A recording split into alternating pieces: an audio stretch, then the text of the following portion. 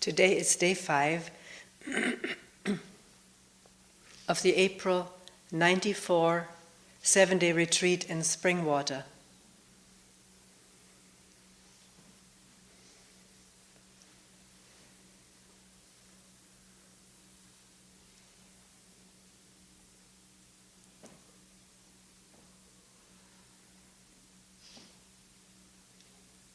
Yesterday in a group meeting, someone said something like this.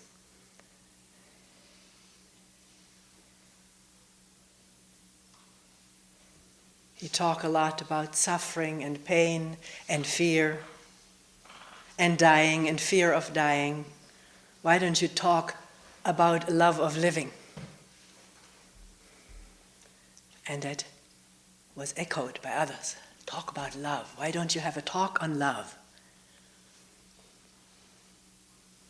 I don't think I ever have had one whole talk on love.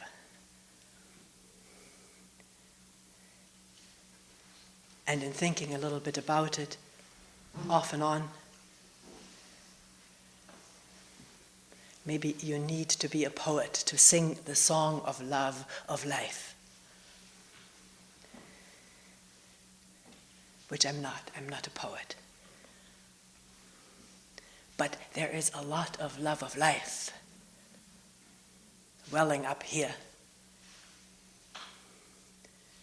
And even though the talks may mostly be about the fear and pain and how to see it and be one with it and watch the resistance and so on, maybe it really springs from a love of life and people and being.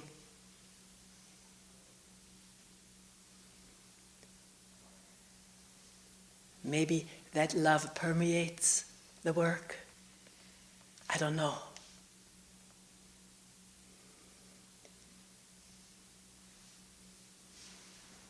Maybe it is not heard or felt that way, but here it is so. This is what inspires and energizes doing this.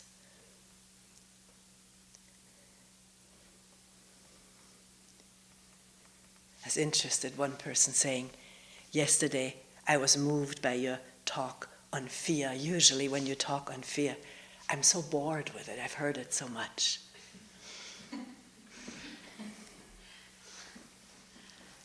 And if I thought about all the talks that I have given on fear,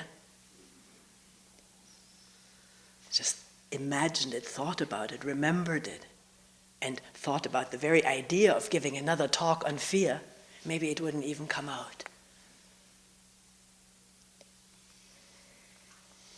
But we human beings are afraid most of the time, and because we are afraid, we cannot love.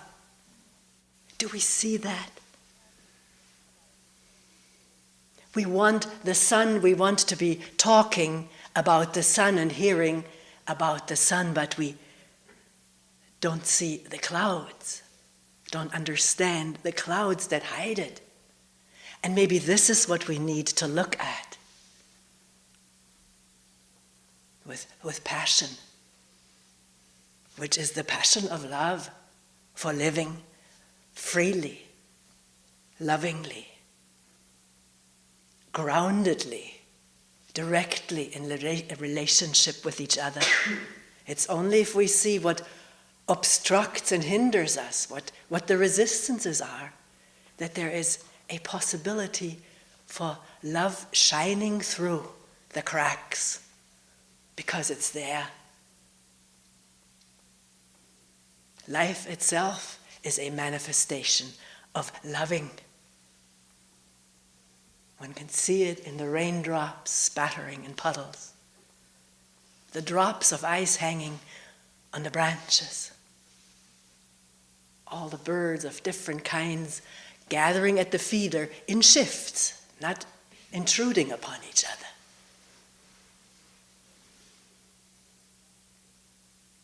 And the deer grazing through the snow, people gathering here. Isn't that all a manifestation of love? And when there is love available from this source or well, isn't whatever is seen lovingly? Whether it be the beauty in another human being,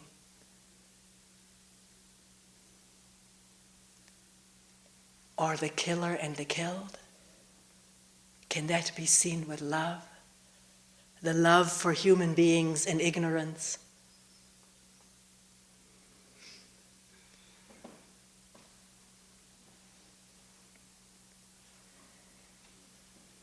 Love of life is the absence of fear of dying. It's a very intimate, the most intimate of connections between loving and dying.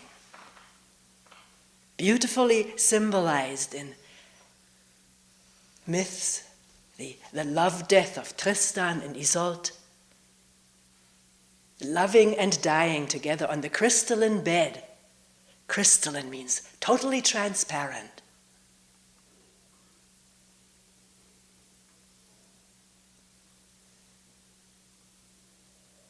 One of the first operas I saw was Aida. I loved it. The music, so beautiful, so permeating. But why did they have to die together in that dungeon? So much nicer if they had lived happily together, but they died together. Her lover is imprisoned for treason, and she joins him. She finds a way into that cave in which he is buried alive with his love. And they die together singing the most beautiful duet you could imagine. It just makes you shiver. It's so beautiful. Today I understand that. I don't cry over it anymore the way I used to. Loving is dying. Dying is loving.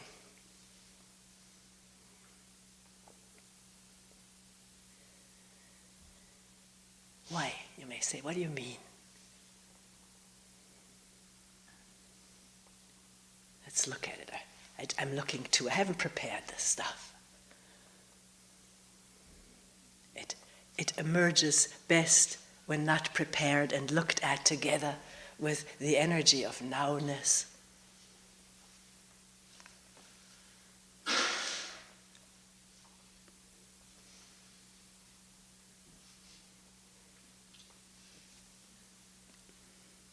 We talk a lot about love. The Christian commandment or injunction or suggestion, love thy neighbor as you love yourself.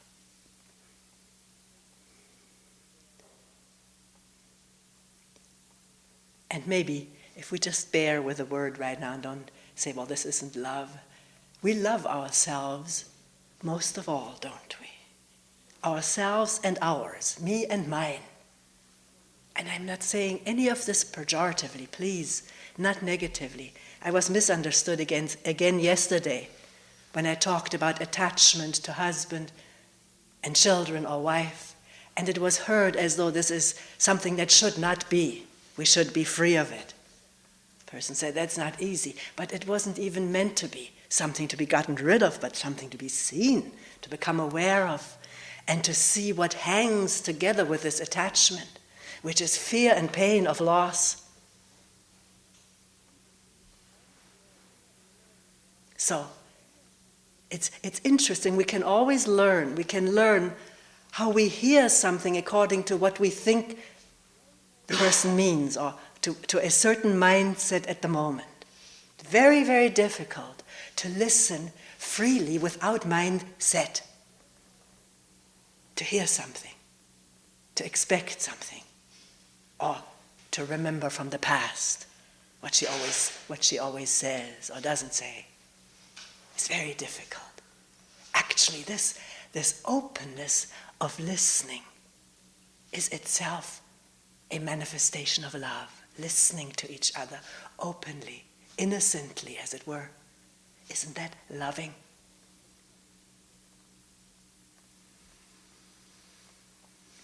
So we were saying, maybe our first stage of loving is loving ourselves. It's talked about in psychology, the early narcissism which has to be outgrown. I wonder whether we ever do. We may transfer this love onto objects and people and things that we identify with. And we have talked about identification, meaning it's part of me. And if my neighbor becomes part of me, my world, also my idea world, the world that I create in my imagination, she's my neighbor, I have to love her. Then I will identify with her, maybe in a Christian way, and do things for her, care for her. Not for someone else who is not my neighbor, doesn't fit into this imagined scheme. I'm not putting it down, I'm just trying to understand it. We love our children, that was mentioned yesterday, the love of a mother for her child. And it's interesting, it's always mentioned the mother so often, not the father. Father may have very strong love for his children, and more also caring for their children, taking paternity leave. So a parent's love for their children is that sort of an expansion of loving oneself. Now it's my child, my precious possession. And it's for each one of us to look and find out whether children are loved as a possession or whether there is something very pure in that. It could be any child. Of course, it's the child I've lived with and it came from me. Maybe I adopted a child, but we've raised it. Is there identification with this child as me? I remember such a time in my life. I had quit school, which I was very identified with. I loved learning. Although I didn't like the later courses, they were not what I was interested in. I had quit school, we adopted the child. I became very identified, very attached to this boy. So much so that I still remember thinking, what if something happened to him, if he were to die? What would happen to me? My life content seemed to have become this child. I dropped everything else for him, for being home, being with a child. So this is what I call identification. He is me now. And if something should happen to him, I am deeply injured, as if something was amputated. I've lost a part of me. So strong was this love. We'll use the word carefully, because we will wonder about whether this is the only love there is, being identified, being attached. And one may think one is not attached, but then if someone gets sick or may die, then one realizes the depth of attachment. I realized it with Kyle when he was sick. Hadn't realized the depth of attachment. Already imagining how painful it would be to be without him. Already grieving at the thought he was still alive. He's very much alive now. So something was made very clear. We don't see our attachments sometimes until we lose it. It's gone. It disappears. It's destroyed. Then we realize how attached we were and how unhappy, how much pain there is now. So, loving oneself most, of course. I know there's also self-hatred. It's the other side of the same coin. Loving oneself, hating oneself, loving others and hating others. It's often said that the two are inseparable. Love and hate go together, inseparably. And it is all right that it is so because it is so. This is what life shows and gives evidence of. A lot of our great plays show love turning into jealousy and murder.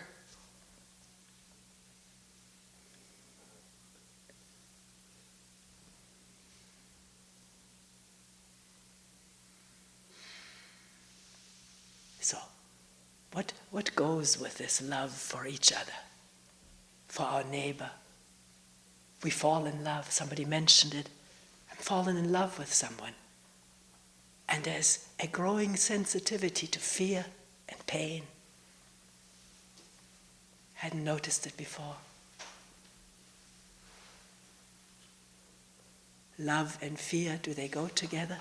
Like love and hate, love turning into hate. If he doesn't love me anymore, then I hate him, and I hate the person whom he loves now. Is that inevitably attached together, love and hate, or love and fear and pain? It comes to mind right now. I used to sing a beautiful song cycle by Schumann. It's called Women's Love and Life, or Woman's Love and Life. A cycle of 6 or 7 songs which I sang with great passion, with a wonderful accompanist who was just as passionate as I was. We turned each other on. And the first lines, of course, the German is much more poetic than my clumsy translation, however it'll come out. Since my eyes have seen him, as if blind I seem. Wherever I look, I see only him. Whether waking or dreaming, his picture arises in front of my eyes, out of darkness getting brighter and brighter. Don't care for the games of my sisters anymore. I'd rather retire to my little chamber and cry.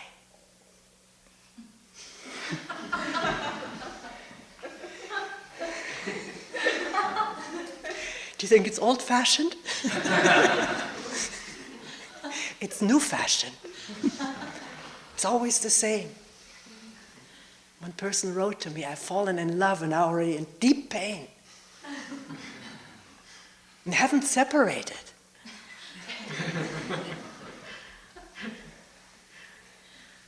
Because she's someplace else, he's someplace else. And where does the drama play most of the time? Let's look at it. Let's become aware of it. Wherever I look, his picture arises in front of my eyes. I see him everywhere. As if blind I see him. I don't see anything else. Just his picture, right now at this stage. Do I sound cynical? I don't mean to be. People talk to me over the 20 years or more that people have talked with me. Something very common emerges about love and pain and fear and hatred, forming some network of a sort.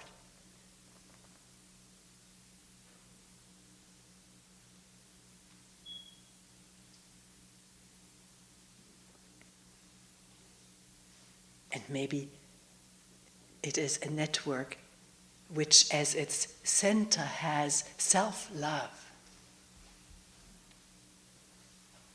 Not said condemningly, rejectingly, but to look at it. Invitation to look.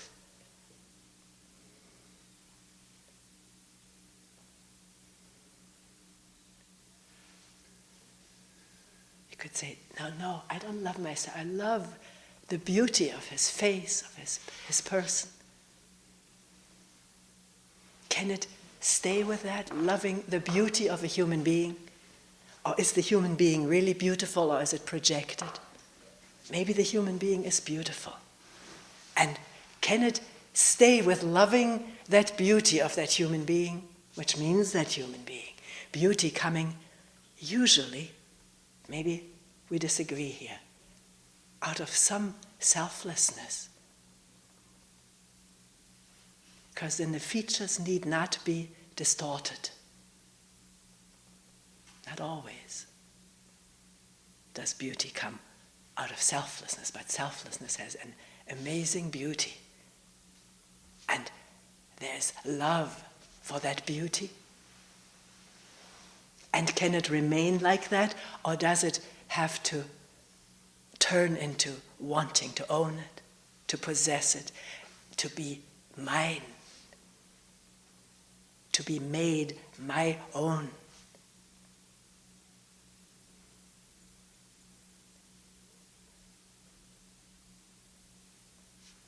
Again, a German medieval poem comes to mind. I am yours and you are mine. Be certain of that. Locked in the heart, you are. And the key has been lost. So you have to be in there forever.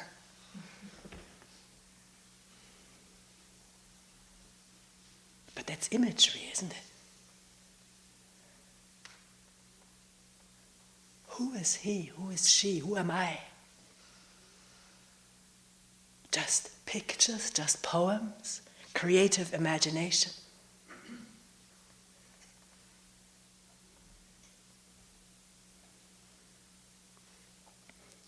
Once more, coming back to the question, is it possible to love a beautiful person without needing to make him or her one's own, to possess, and all the trouble that starts with possessing?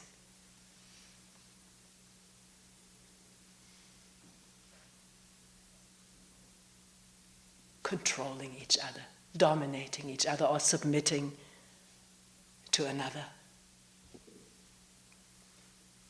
And the resentment that comes after a while of being dominated or possessed or submitting.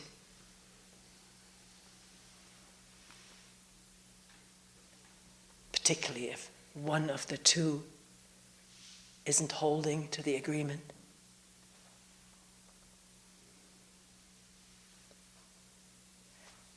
I think we can only answer this question, whether it's possible to love another person for whatever one sees lovable in that person, without needing to possess him or her. If we can really be alone, we can be alone. If we can't be alone, then our neediness will create problems, bondages, difficulties.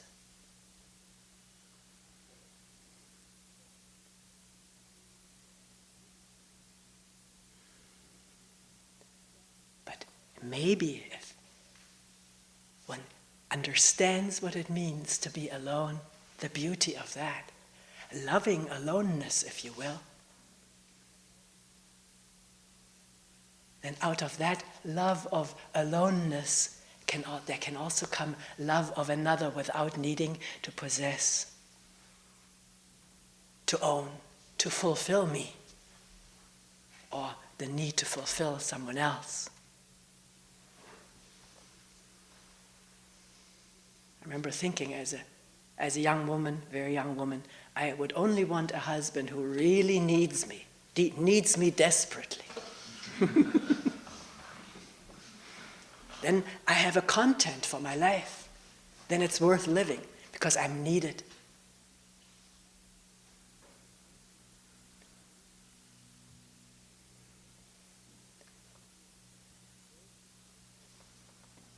And one can have these ideas and burn with the inspiration from one's ideas and not even realize how little capable one is to take care of someone else. One has so many needs oneself that one wants fulfilled by another.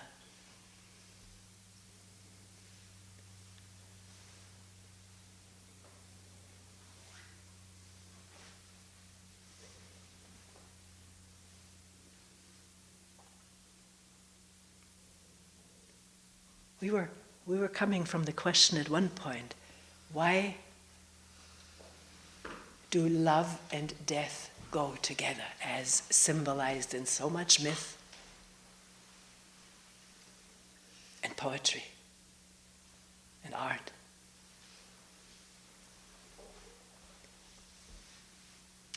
Not just to create tear-jerkers. There's some deep meaning to it. Dying to what? Is the birth of true love the dying of this self-love? And I'm not saying that's what should happen. I'm asking a question.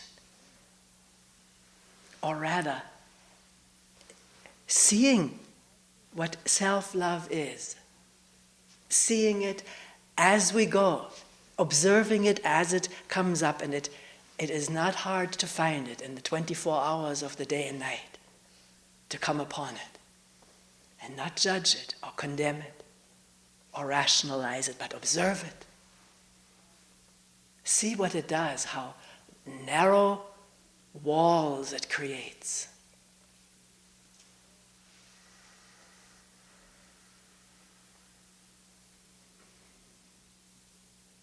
The demands that come from it and the fears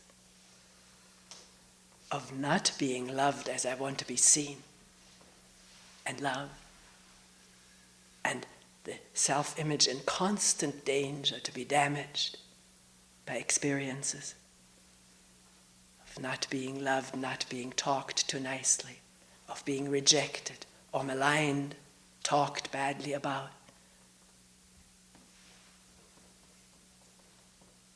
There's a total fragility in this self-image love.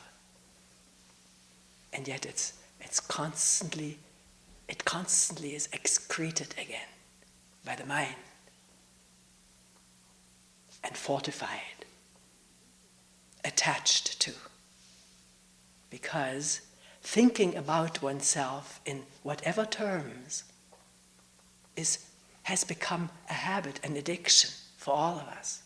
The way we think about ourselves, thinking about ourselves. What we also call self-consciousness. We don't necessarily call it self-love, although it's not so different. It's addictive. Something good happens to me and I begin to think about it and think about it and think again about it because it makes me feel good. And strangely enough, something painful has happened and thoughts are also attracted to that. What has happened to me? And keep spinning the story, and with that the pain continuing. So can that be observed calmly, quietly, non-judgmentally, non-condemningly, as it happens from moment to moment in our daily life? The manifestations and consequences of self-concern. Not that it's bad, it's something that exists, and it is mostly in our imagination. But the imagination affects the body heavily, strongly, often very detrimentally or positively with inspirational energies.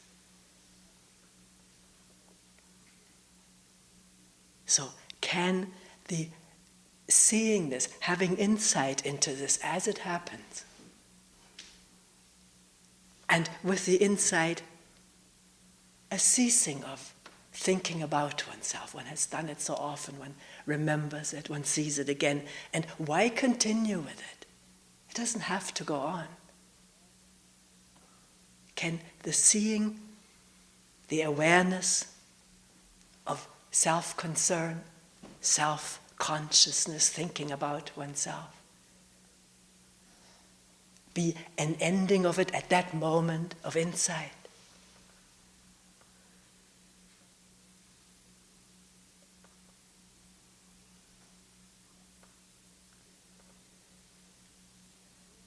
Because if there is a moment of insight or pure awareness, then there's so much more going on than this petty concern about myself.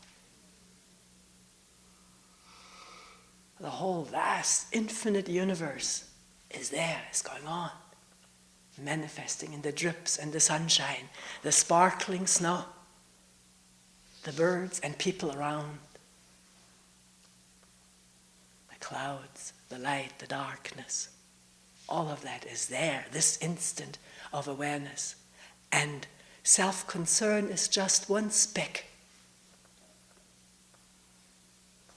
of dust sparkling in the sunshine, together with myriads of other specks of dust sparkling in the sunshine. And at that moment of seeing the whole, or being the whole, call it as you will, is there an upwelling of love, joy, not for one human being, but love, which spreads, it flows over.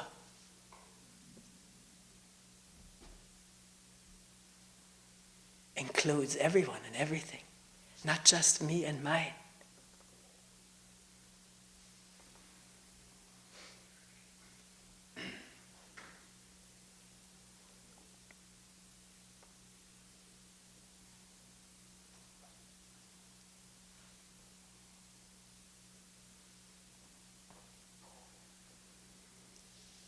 So, is the concern, how can I love? How can I find love or be loving? Or is the concern and interest, what hides the sun? In other words, what's going on from moment to moment? And becoming intimate with it. Not pining for the sunshine, but interested in the clouds, which hide what is always there.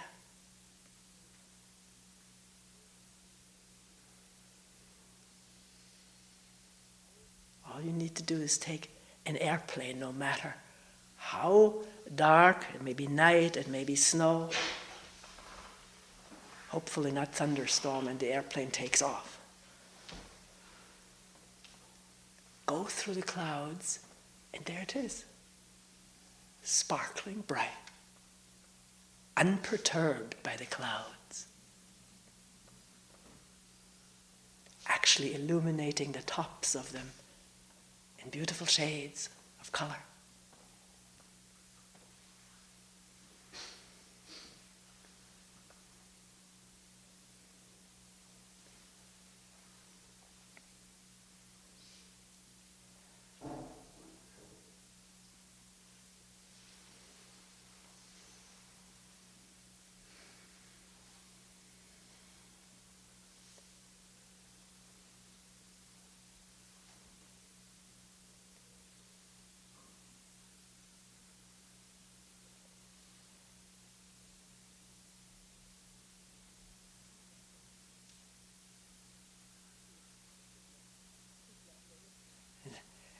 A nice scene from Fiddler on the Roof comes to mind. Maybe everybody has seen it. 4 daughters have left, not marrying in the traditional way, but out of love, gone with their lovers, left home. And it occurs to, I don't know what his name is, Reftevje, to ask his wife, "Do you love me?" She just comes home from the wash. She's carrying the wash. Her face is drawn. She's worked all her life. She said, "Do I love you? I wash your laundry. I cook your meals. I've given you 5 children. Now you ask, do I love you?" Very sweet. Sour, bittersweet.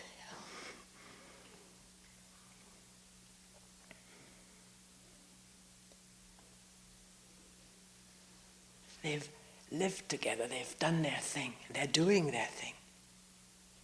Never occurred to them to ask, do we love each other? They're there working.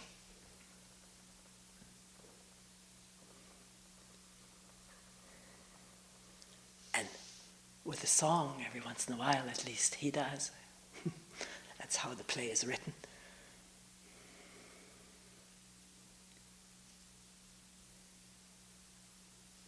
So maybe, we talked about this a bit yesterday, I think, being there, being here, fully. And I hate to say this, because then the thought is, well, am I here fully? And that's already partiality. But being here, walking, working, being together, being alone, resting, eating together, singing together maybe, or entertaining together.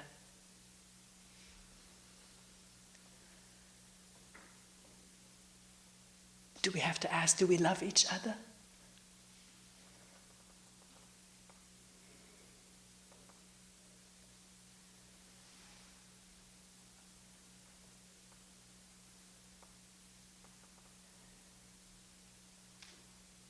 We can ask it. It's always free for the asking.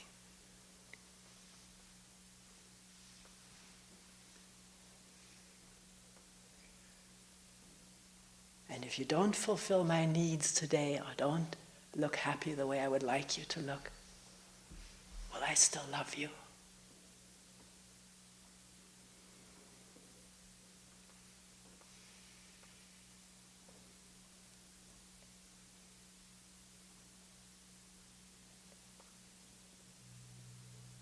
Or, better still, has love dried up, or is it a spring that flows?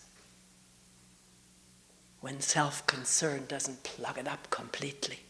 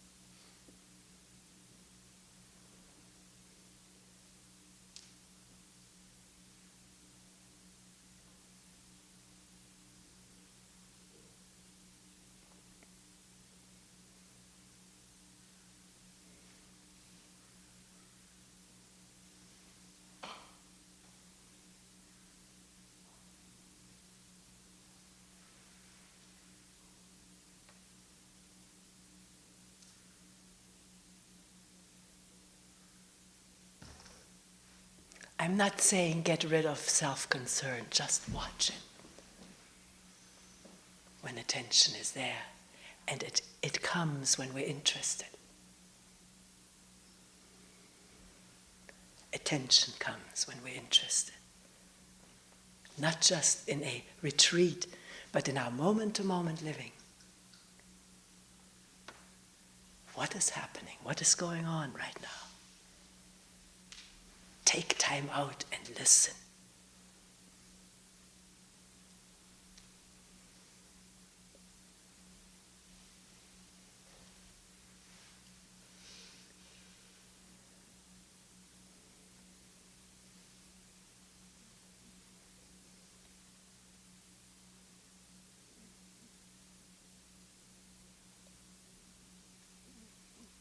We will end here for today.